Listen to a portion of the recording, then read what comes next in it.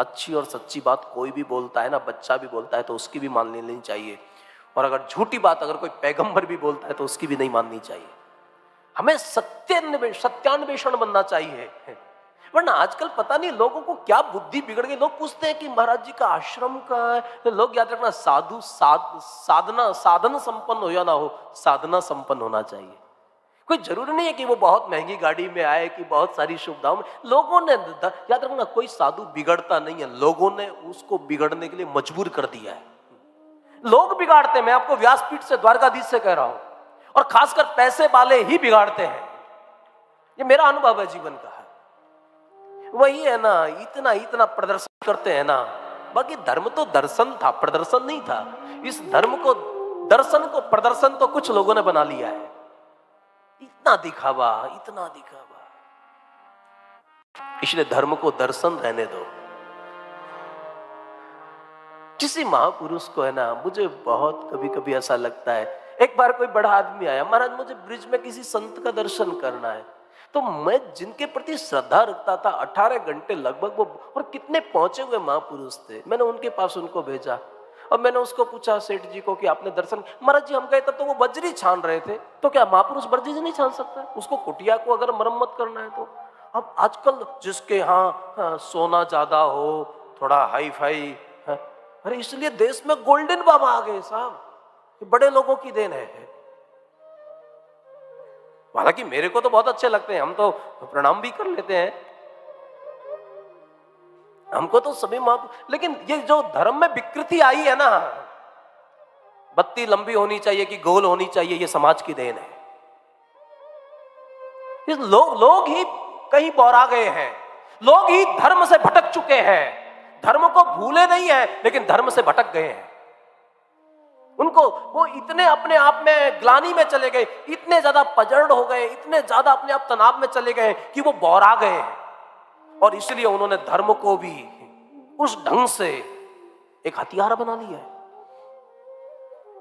और उसके बाद छोटे बालक भी अगर अच्छी बात बोले ना, याद रखना साधु की सबसे बड़ी पहचान है, साधु सरल बहुत होता है। सरल स्वभाव न मन कुटिलाई।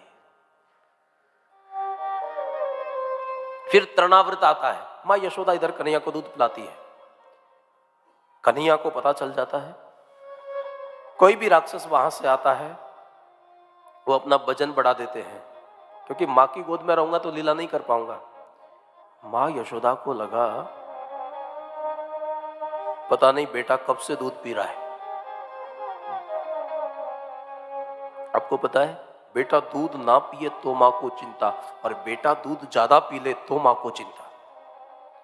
हे, भक्ति का मार्ग ऐसा है कि अगर बेटा बीमार भी पड़ता है ना छोटा, तो उसकी दवाई भी उसकी मां को खानी पड़ती है, बच्चे को नहीं खानी पड़ती है। भक्ति और भक्त और भगवान का जो संबंध है ना, छोटे बालक की बात ये, करहूं सदा तिनके रखवारी, जिमि बालक राखही मैं तारी। बाल भक्ति में बालक बनो और बड़े आनंद के साथ। मेरे भाई बहन के नंद बाबा के यहाँ कोई दूध की कमी थी, 9 लाख गायें थी, कितना दूध होता होगा। इतना दूध होने के बावजूद भी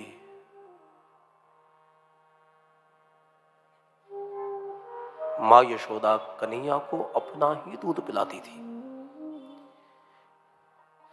क्योंकि वो जानते थे,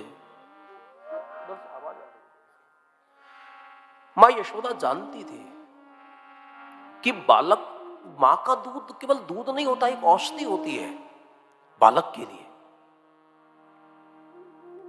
वरना आजकल तो बचपन में ही बॉटल थमा देते हैं, और आप जानते हैं जीवन का प्रथम गुरु मां होती है। जब मां ने ही बोतल पकड़ाना सिखा दिया है, तो जैसे जैसे उम्र बढ़ती है, आयु बढ़ती है ना, अवस्था बढ़ती है, वैसे वैसे बोतल तो हाथ में रहती है, लेकिन बोतल के अंदर का बदलता रहता है। इसलिए ये समाज में जो बोतल आई है, ये किसकी देन है? बोतल पकड़ना किसने सिखाया? हमारे पीएम साहब की भाषा, किसने सिखाया? माताओं ने। अरे भाइयों ने बहनों, बोलूं थोड़ी देर उसमें? जाने दो ना, आप लोगों को तो मजाक सूझ रहा है। मुक्ति मले की ना मले, मने भक्ति तमारी करवी छे, भक्ति करता छूटे मारा प्राण। लेकिन कभी कभी ये लगता तो ये कथाएं कुछ कहना चाहती है, कथाओं को कहने दो। बचपने में दूध की बोतल न, जवानी में शराब की बोतल, और फिर है ऐसे व्यक्ति को जल्दी बुढ़ापा आए ऐसा लगता नहीं है।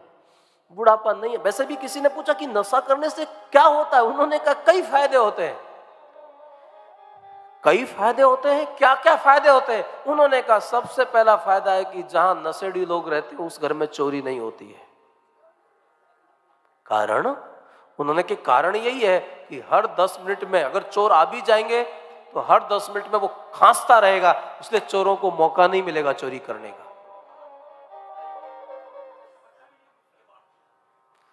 दूसरी बात, हमारे शाही यजमान भी कह रहे हैं कि उसके घर में चोरी करने के लिए चोर आए ऐसा कुछ बचता भी नहीं है।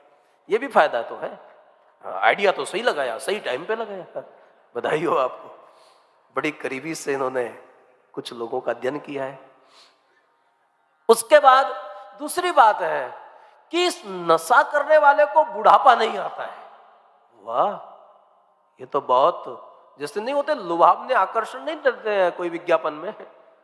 नशा को बढ़ाने वाले लोग कहते हैं कि नशा करने वाले को बुढ़ापा नहीं आता है। भाई क्यों नहीं आता है? कि बुढ़ापा नहीं आता उससे पहले ही जय सिया राम। ये बात भी समझ में आती है। तीसरी बात है कि जो ज्यादा नशा करते हैं उनको जल्दी कुत्ते नहीं काटते हैं,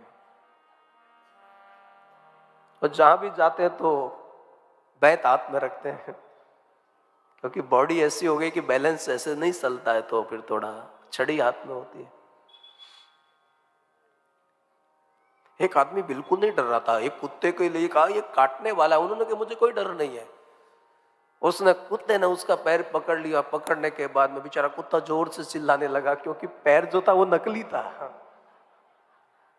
खा ले और खा ले, इतना खाएगा।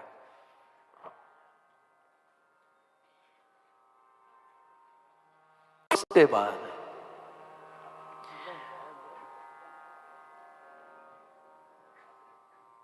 और जब कोई हॉस्पिटल में चला जाता है और उसको फिर वो बॉटल लगा दी जाती है, तो कभी कभी ऐसा दृश्य होता है कि वो टंगी रहती है और बेचारा ये चला जाता है। मैंने मानव जन्म तुझको हीरा दिया, तू वीरता गवाए तो मैं क्या करूं।